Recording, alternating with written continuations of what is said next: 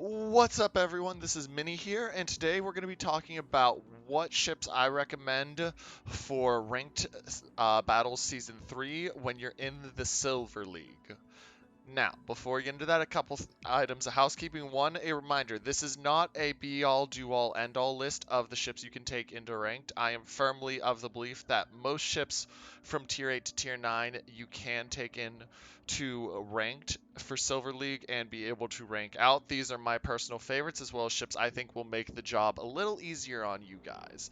A second, remember that just because I don't recommend it doesn't mean it's not good. There are plenty of ships that are great for ranked I'm not going to recommend either because of the fact that just not one of my personal favorites, or they are ships that a lot of the community may not have. Stuff such as the Missouri, which is a very rare ship but is still great for ranked. And if you take another ship out and you manage to rank out in it, please let me know. I'm always happy to hear about people's success in the game. Finally, as a reminder, I will not be touching many tier 8s in this video because of the fact that while tier 8s can and are used to rank out, I like to look at the tier 9s because I'm always of the opinion that if you can take out a higher tier, you might as well take out the higher tier unless it's not physically possible, as in the case of CVs. Now, that being said, before we get into the boats, as a reminder, don't forget to like the video and make sure to subscribe to my YouTube channel to help me continue to make great content. And also, if you have any questions, you can always ask them just under the video in the comments below, or come over to Twitch, same name there, and ask me. Now, let's start talking about some of the ships. So the first ships I want to talk about is the DDs or the destroyers for ranked. So if we're talking about ranked destroyers, my personal all-time favorite I will always recommend is the Kitakaze. The Kitakaze is one of the best tier 9 destroyers in the game, and it's tech tree, which makes it so easy to get. Reason it's so good is that when you look at the Kitakaze, it comes with a high amount of health, 20,700 before you add survivability expert on it.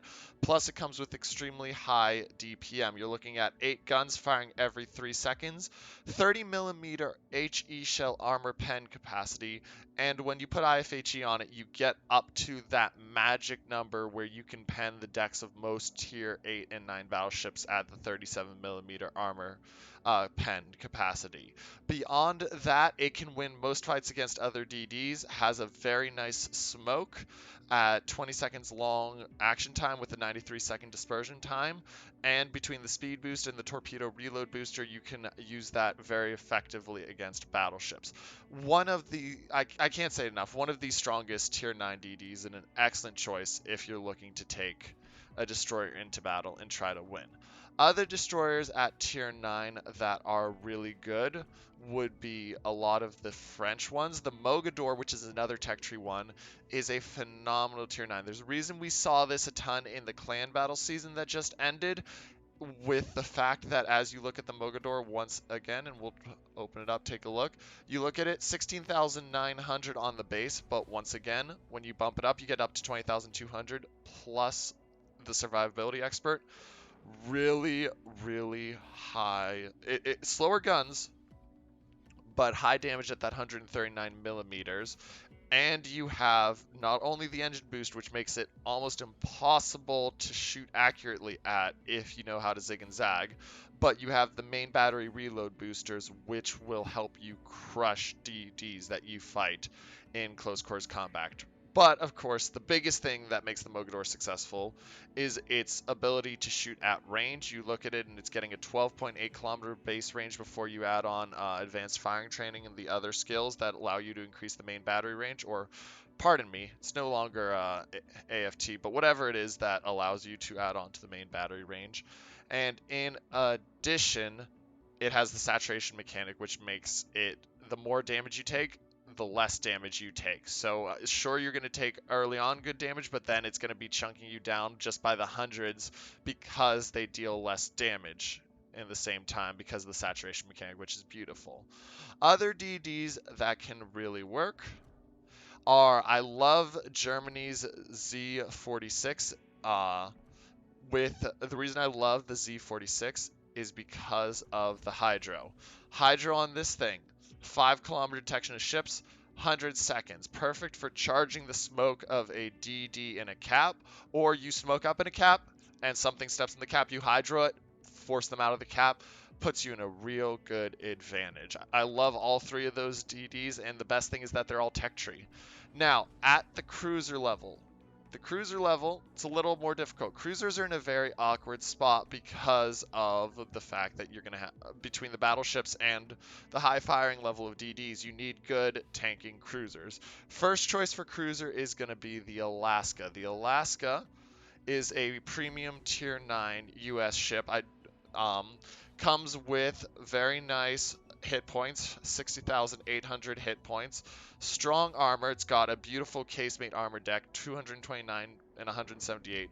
Also comes with nice guns, 305 millimeter guns on a cruiser, 17.6 second reload time, but you look at that AP damage and the fact that it's a 9-gun broadside, you can really put the damage on. Also, while it only has a 27 millimeter fore-end plating, you can still manage to successfully maneuver and use that as a backup. And of course, the kicker that makes the Alaska really good is the fact that you've got that radar. 10-kilometer radar, 42 seconds pre-flag means that you can radar that cap, or sorry, 42 seconds with the surveillance radar modification upgrade pre-flag means that you can radar that cap, and that DD is going to have to run because he's stuck for forever. Other cruisers that I really like, I do like both the Donskoy and the Riga. You have 12-kilometer radar on these, as well as the fact that the Donskoy is very good at kiting, and the Riga, while not quite as good as the tier 10 Petro at bow tanking, still packs a nice punch with the 220 millimeter guns and is really good at chunking the sides of battleships, aiming at that upper belt and getting nice damage. Beyond that, for tier 9 cruisers, those are my two big ones. I mean, there's some other good ones you can use. The Ibuki's not bad as kiting, but the Alaska, the Riga, and the Donskoy are the 2 or 3 really good cruisers, in my opinion. At the battleship level, it's all about the premiums, though. Hopefully, you've been playing the game for a long time, because my first 2 recommendations are the Georgia and the Pommern. Georgia, 74,000 health, but where it really shines is the 457 millimeter guns, third biggest guns in the game, 6 of them with a 26-second reload time, and this thing flies in the water. This thing absolutely flies in the water. You look at it, I have the engine boost mod 1 in to give it a 30% longer action time, but I've got a 15% engine boost for almost 4 minutes on this thing with an 85-second reload time. Gives it a max with 34.6 knot speed. When you add on the fact that you can get another 15% from the engine boost, this thing is moving at close to 40 knots by the time you're done and you add flags on and you're boosting, which allows it to have a phenomenal ability to flank. In addition, it's got the same secondaries as the Massachusetts, which means that you're getting the secondaries out to 11.3 kilometers with the range mod for secondary armaments, which is worth it, and they will do damage. They will set fires and do damage. Love the Georgia. The second one I like is the Pommern. Pommern is a bit more of a brawler than the Georgia for 2 main reasons. One, it has a little bit more health, coming in with about 6,000-7,000 more health. 2, it has a few more guns, slower reload time, and slower damage by a lot on the Citadel, but there isn't quantity, does have a quality all of its own. Longer range secondaries and more secondaries, which means that that damage can be put out close range. But where the Pommern is nice is that you have the hydroacoustic search with the 6-kilometer detection of ships. So if a DD smokes up in front of you, hydro him, boom, you spot him. And the fact that you do have the torpedoes if you need to engage at 6 kilometers makes this thing really nice for engaging at that close range. Georgia and Pommern are my top 2 picks for battleships. If you're looking for a tech tree alternative, the Iowa's never a bad choice. I love my Iowa, very maneuverable, good speed, same base speed as the Georgia, 406 millimeter guns, which doesn't make it as bad, or isn't as good as the Georgia, but doesn't make it bad at all. But I really have to say the Georgia and the Pomeran's where it's at. Now on to the CV class. There are really 3 CVs that I recommend. Kaga is the first CV I'm going to recommend, not because I think it's the best, but because it is very well known. Kaga is a great CV because of the amount of planes it has. When you look at the attack aircraft, you have 8 aircraft per squadron, 26 on the deck, so you have 3 full flights of attack aircraft at the start. Torpedo bombers, 12 per squadron, 38 on the deck, 3 full flights of torpedo bombers on the deck. Regular bombers, HE bombs, not AP, 12 aircraft per squadron, 38 on the deck with a quick restoration time. Kagas are very hard to deplane, and between the good damage the bombers do and the torpedo bombers do to cruisers and battleships, and the amount of damage that the attack aircraft can put out on cruisers and DDs, this is a really strong choice. The next one I would recommend would be the Lexington, and the reason I recommend the Lexington over the Shikaku's a good choice as well, but the Lexington because of the HE bombs. You're going to see a lot of heavy DD comps when you're playing ranked, so you want as much damage as possible on your ability to destroy destroyers. And with the Lexington, not only do you have the rockets, which while they're not as good as the Shikaku, still do good damage, but you also have the HE bombs where you're dropping 6 bombs on a DD, which means that if you hit 1, you're doing about 3,000 damage. You hit 2 or more, that DD is suddenly down a quarter plus of its health.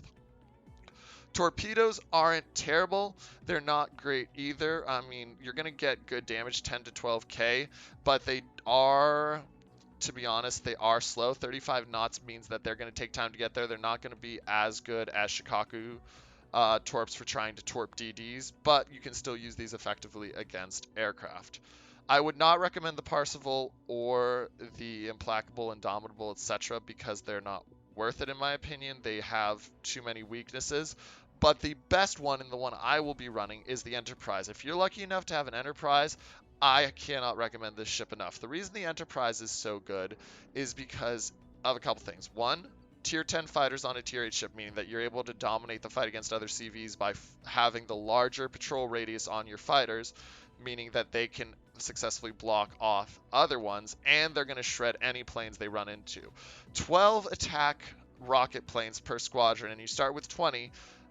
These things destroy destroyers. 1900 damage per rocket, 6 rockets in a payload, 3 attacking means you're sending out 18 rockets every time you attack DDs. And even with some of the really good AA ships like the Kid, you're still going to make him pay with a lot of damage. The torpedo bombers are very similar to the Lexingtons. So once again, 10 to 12k, not terrible for 3, a little bit slow at the 37 knots, but you can definitely line them up on cruisers and battleships. But the bombers, even though they're not they are AP bombers and not HE. The reason the Enterprise can get away with this, and I think this is great, is the AP bombers are going to Citadel cruisers and battleships galore. It's not high damage on the bombs because it's a 4900 max AP Citadel, but usually on a cruiser you can get 3 or 4 Citadels, which means you're looking at 15 to 20,000 damage on that drop, and you can afford to give up the HE damage on destroyers because of the fact that you've got such good attack aircraft that have the health and the chunking capability to crush the DDs. Anyway, ladies and gentlemen, those are my recommendations for ranked silver. Make sure to leave comments down below about what you think, what ships you're using to rank out, and I hope you have the best of luck out there on the seas. Don't forget to like and subscribe, and this is Minnie, signing off.